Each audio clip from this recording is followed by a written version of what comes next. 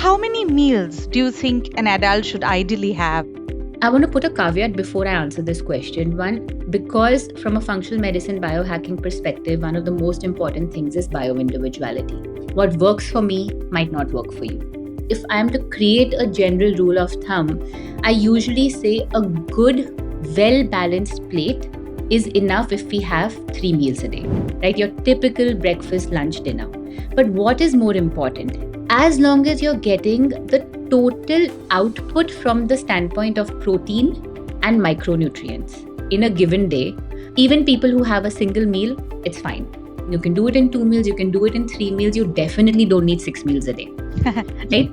But I also want to give a split, and this is purely from a functional medicine lens. There's a cardiometabolic diet, which is now very largely studied and known to be super healthy for our hearts and our metabolic health.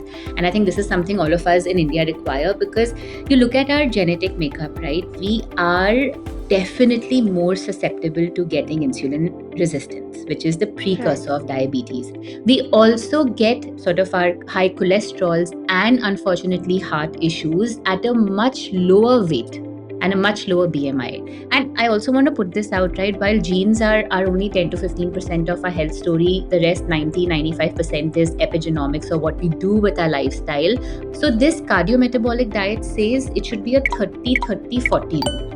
30% protein, 30% healthy fats, not just fats, and 40% carbs. That's how your plate should be divided, which means every meal should be divided like that.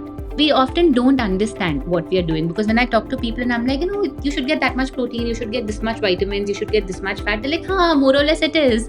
And then I make them track for 3 days and they realize that they are no way close.